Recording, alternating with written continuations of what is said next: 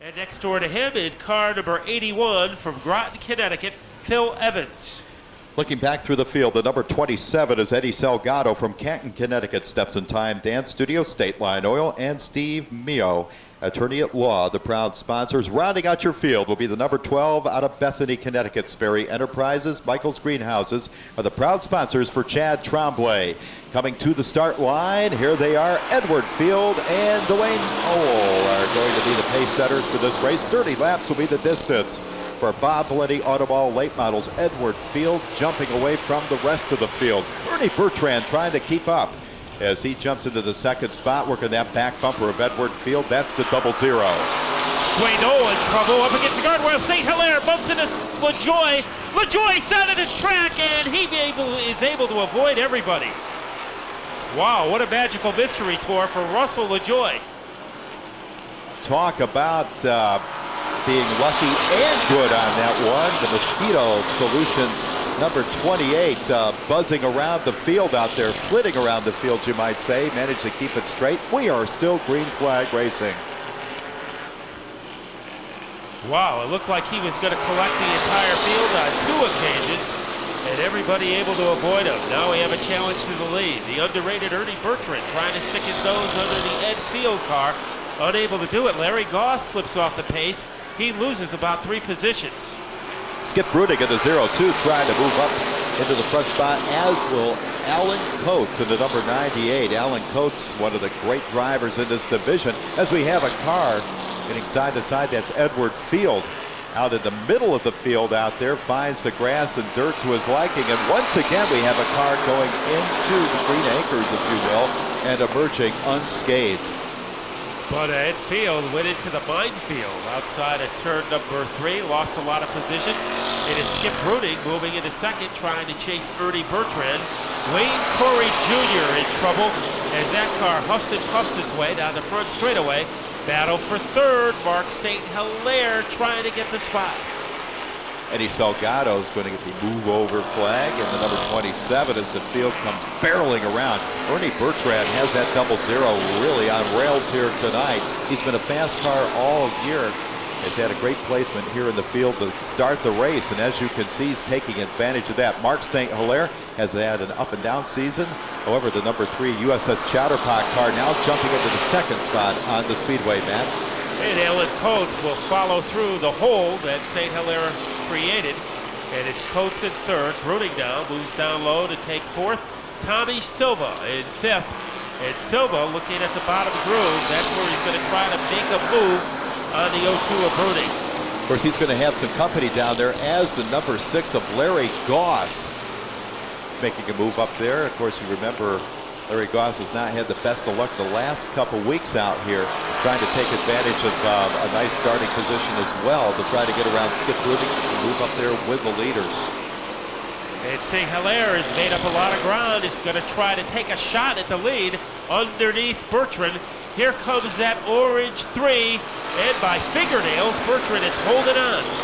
But just by fingernails, as Mark St. Hilaire now puts the nose of the 3 into the lead. Right behind him is Alan Coates. That USS Chatterpot number 3 at the front of the field as Coates and Bertrand battle it out in the second spot. Coates looks like he has the line that he wants as Bertrand hung out on the outside.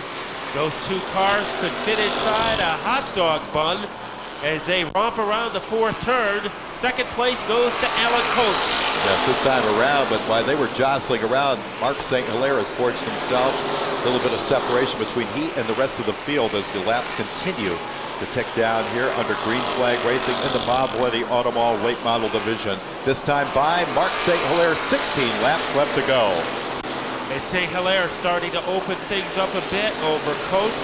Ernie Bertrand, his great run continues, hanging on to third over Skip Brudig. Larry Goss in fourth, and Diego Monahan has moved up into contention. Diego now a 6th place car, 1 notch ahead of Bruce Thomas Jr. So Bruce Thomas Jr., of course, winner here a couple weeks ago.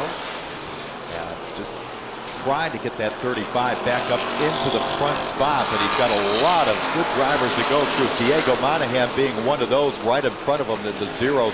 Diego Monahan, very smooth driver trying to find some real estate to get to the front so he can challenge the leaders. Time ticking down in this one.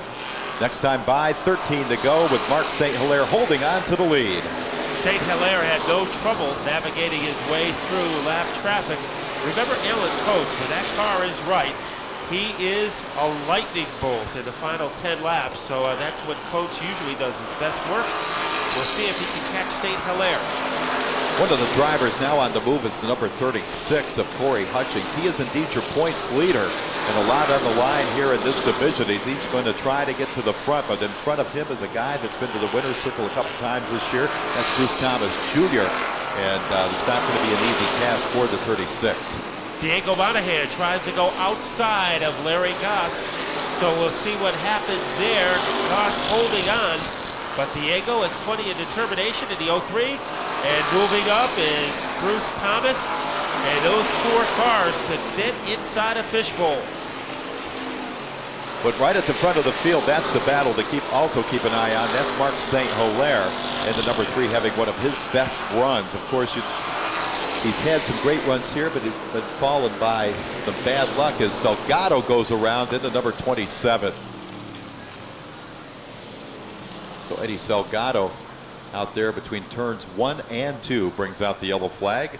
Was that our first caution, Mark? I think it's the first caution. Bus demo and a spectacular fireworks display.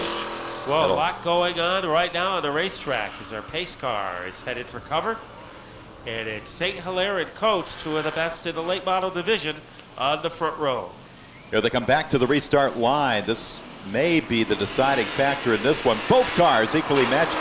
Trade a little paint on that one. It looks like St. Hilaire coming out on top that time by. Alan Coates on the high side of the track battling with Ernie Bertrand for the second spot on the speedway as Mark St. Hilaire asserts himself in the number 3. Right behind them, we have the number 6 of Larry Goss and the 02 of Skip Bruning. So Coates took a pretty good shot from Bruning, but manages to hang on into second place. And spurting away is Mark St. Hilaire, but he's got one of the best. The man has won 3 track championships in the last 5 years, trying to track him down. Yeah, the laps not ticking down quite as fast as he'd like them to, but he does have some breathing room between he and the number 98. As a matter of fact, those 2 cars breaking away from a pack of cars. There's like 7 cars you could throw a blanket over right behind them. Larry Goss is merged into 3rd place, and following him is Corey Hutchings in car number 36.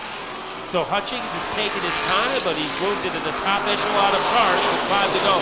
3 wide racing as they came by the stripe. On the inside, LaJoy, Bruning in the middle, and the 03 of Monahan on the outside. Usually the recipe for disaster out there. Something had to give. Monahan lifted. Talk about experience and, of course, discretion, the better part of valor on that one. 3 wide, he knew something bad was going to happen. He'll catch him the next time by. Corey Hutchings on the outside is on the verge of overtaking Larry Goss for 3rd. Let's see if he can put the finishing touches on the move. Goss isn't giving up. No, Goss, a great competitor out here in the number 6, holding on to that inside group. Corey Hutchings knows the point lead is never secure till the end of the season, trying to gain all the points he can. Get by Goss into that 3rd spot. He'll do it this time by. The man to beat on the track right now, Mark St. Hilaire. 2 laps shown to the field. Next time by, the white flag will fly for the USS Chatterpot number 3. One more circle around the 3/8 mile oval for Mark St. Hilaire. He's followed by Alan Coates. Now the battle for 3rd ensues with the number 36 of Corey Hutchings. Larry Goss on the inside. A drag race down the back straightaway between these 2 great competitors as they come out of turn number 4. Mark St. Hilaire with the win. Who's going to take down the 3rd spot? Larry Goss will take home the 3rd spot on the speedway. A tremendous finish. And for that 3rd spot on the speedway between Larry Goss and the number 36 of Corey Hutchings. It doesn't get any better than that when you talk about a battle for the podium. So we're here at the podium, ready to talk to our top 3 finishers in the Bob Valente Automall late model 30-lap feature. And the man who finished 3rd tonight, the driver of car number 6, Larry the Boss Goss. Well, Larry, with about 8 laps to go, you were in 6th place. How did you manage to make it to the podium? A lot of hard work in the pits. We put a motor in the car. We blew one in the first practice. I got an awesome crew. They helped me put the motor together, and here we are.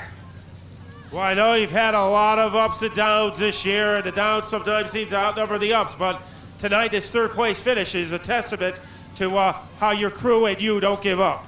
We don't give up. I mean, I live an hour and 15 minutes away. I flew home to get the motor, come back, put the motor in, and the motor ran great. I want to thank all my sponsors, Midas Muffler, Magnum & Sons Foundation, Bolton Storage, Rubber Go Racing Engines, car painting.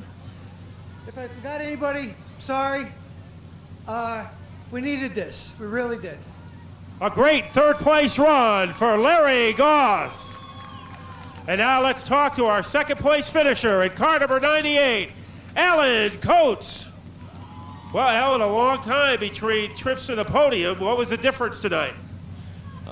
We just wung this chassis setup. It wasn't too bad. A little loose off. I couldn't get on the throttle, but the way my season's been going, I'll take 2nd all night long. And I'd like to thank my neighbors, Tom Pfiff, Shane, Krista, my babysitter, Kevin, because they're here every week and they help me work on the car during the week. It was really a tough race. You took some shots in your 2nd place position. How were you able to hang on? I'm getting tired of getting beat around, so I'm giving it back. Okay, that's the word for the driver of car number 98, defending champion, Alan Coates. And now it's time to go to the winner's circle and meet our winner for the first time in 2003. From Plainville, Connecticut, the driver of car number 3, Mark St. Hilaire. And Mark will be on his way over here to our area. Being congratulated as this crew worked long and hard for tonight's moment.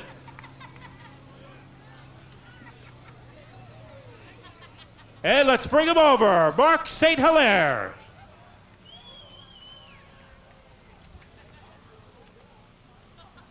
Well, Mark, you suffered through a lot of adversity this year. How satisfying is this? Wow, this tops it all. It's really satisfying. Yeah, I don't know. We've just been getting caught up in a lot of, piddly things. Wreck in front of us, and we're into it. We get a flat tire, broke a hub. I've never ever seen one broken. The car, the way it ran today, is the way it always runs if something doesn't go bad. This crew is just awesome. They got the car hooked up. You just point it in one direction and go. I've said last interview that a monkey could drive this car. I think a blind monkey could have. This car was just so awesome. Well, early in the race, you almost got into another difficulty, but you're able to bounce off the blow. What happened there? I don't know. They were real tight right there in the beginning, and I knew I just wanted to get out front and just lead some laps and try to put some distance on these guys. We had Alan Coates behind us. He's one of the best, and when you look in your rearview mirror and you see a guy like that, well, it pushes you a little bit. You got to stay in front of him. Well, it must have been scary for him, though. Look at his windshield and see car number 3, Mark St. Hilaire from Plainville, Connecticut. Thanks very much. I got a lot of guys I got to thank. Flanders Brake and Alignment. Those guys kept the tires on this car and the car handling good. Thanks very much. And, of course, everybody knows. John from the Chowder Pot, thank you very much. And that's the word from Mark St. Hilaire. And now to get the final word in, let's go upstairs to Mark Fish.